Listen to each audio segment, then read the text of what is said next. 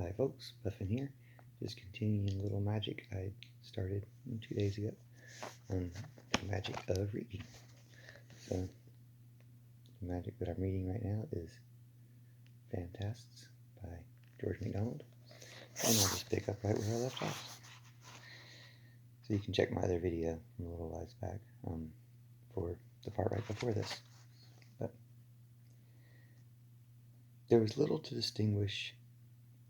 Comforting myself thus, yet with vague compunction, as if I ought not to have left her, I went on. There was little to distinguish the woods today from those of my own land, except that all the wild things, rabbits, birds, squirrels, mice, and the numberless other inhabitants, were very tame. That is, they did not run away from me, but gazed at me as I passed, frequently coming nearer.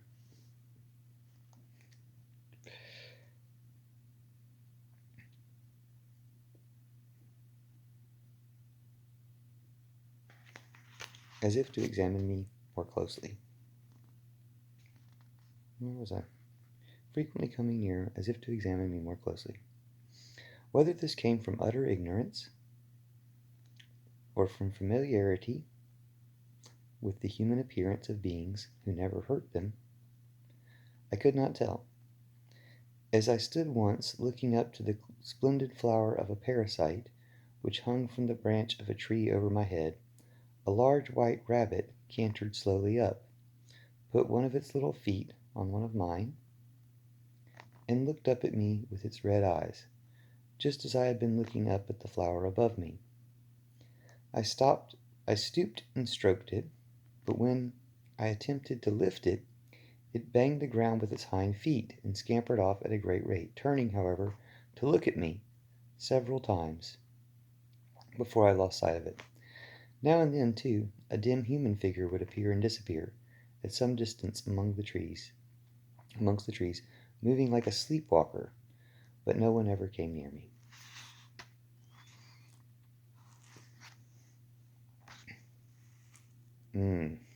I'll read one more sentence. This day I found plenty of food in the forest, strange nuts and fruits I had never seen before. I hesitated to eat them, but argued that if I could live on the air of fairyland, I could live on its food also. That's pretty good. I found that my reasoning correct, and the result was better than I had hoped, for it not only satisfied my hunger, but it operated in such a way upon my senses that I was brought into far more complete relationship with the things around me. The human forms appeared much more dense and defined, more tangibly visible, if I may say so. I seemed to know better which direction to choose when any doubt arose. I began to feel, in some degree, what the birds meant in their songs, though I could not express it in words any more than you can some landscapes. At times, to my surprise, I found myself listening attentively, and as it were no unusual thing with me, to a conversation between two squirrels or monkeys.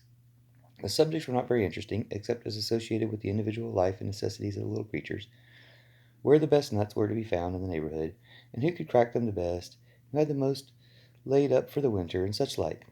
Only they never said where the store was. There was no great difference in kind between their talk and the ordinary human conversation. Some of the creatures I had never heard speak at all, and believe they never do so, except under the impulse of some great excitement. The mice talked, but the hedgehogs seemed very phlegmatic, and though I met a couple of moles above ground several times, they never said a word to each other in my hearing. There were no wild beasts in the forest, at least I did not see one larger than a wild cat. There were plenty of snakes, however, and I do not think they were all harmless, but none ever bit me. Thanks for listening. Hope you enjoyed the magic. See you soon.